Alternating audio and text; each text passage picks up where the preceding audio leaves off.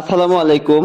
গতকাল রাত্রে রাজশাহীর বিখ্যাত কন্টেন্ট ক্রিয়েটর ফারহানা বিথি অটোরিকশার সাথে অ্যাক্সিডেন্ট করেছে, এটা আপনারা সবাই জানেন। তো দেখুন, এখানে অনেক মানুষজন জুটে যায় অ্যাক্সিডেন্ট করার সাথে সাথে, এবং কিছু পুলিশও এখানে চলে আসে। আসলে অ্যাক্সিডেন্টটা অনেক বড় হয়েছিল, এবং অ্যাক্সিডেন্টটা কার দোষে হয়েছে এটা এখনো কারো জানা নেই। তো চলুন পরবর্তীতে কার দোষ হলো আমরা দেখে আসি।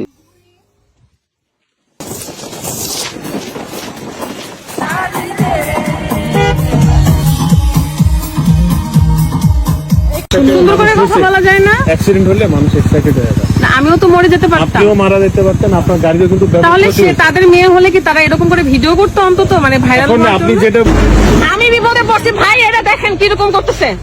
আমি বিপদে পড়ছি আমার গাড়ি নিয়ে, আমার এসে ভাইরাল করার জন্য ওরা একটা ভিডিও করতেছে। লজ্জা শরম কিচ্ছু নাই। আমি রাস্তায় অ্যাক্সিডেন্ট করছি, একটা ট্রাককে ওভারটেক করতে যে আরেকটা ট্রাক সামনে আসে, সেই ট্রাককে ওভারটেক করতে যে অটো আসছে সামনে, অটোর সাথে ধাক্কা লেগে আমার গাড়ির অর্ধেক ভেঙে গেছে। হ্যাঁ, এখন অটোওয়ালারা ভাইরাল হওয়ার জন্য আমার নিয়ে অনেক ভিডিও করতেছে।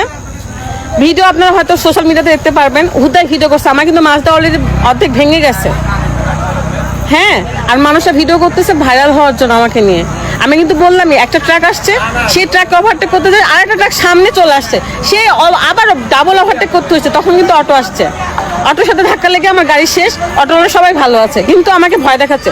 অটোওয়ালা কিন্তু মরে যাবে, মানে আমাকে নিয়ে ভাইরাল। তারপর তুমি ভয় পেয়ে মারাত্মক ভয় পেয়েছেন, আমাদের অত্যন্ত তার প্রতি সমবেদনা।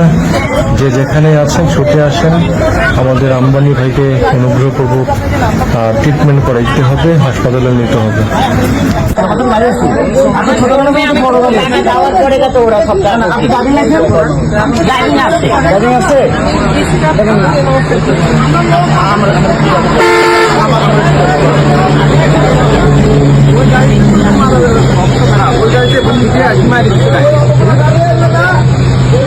তোমার হচ্ছে ওটা যাচ্ছে রাস্তা।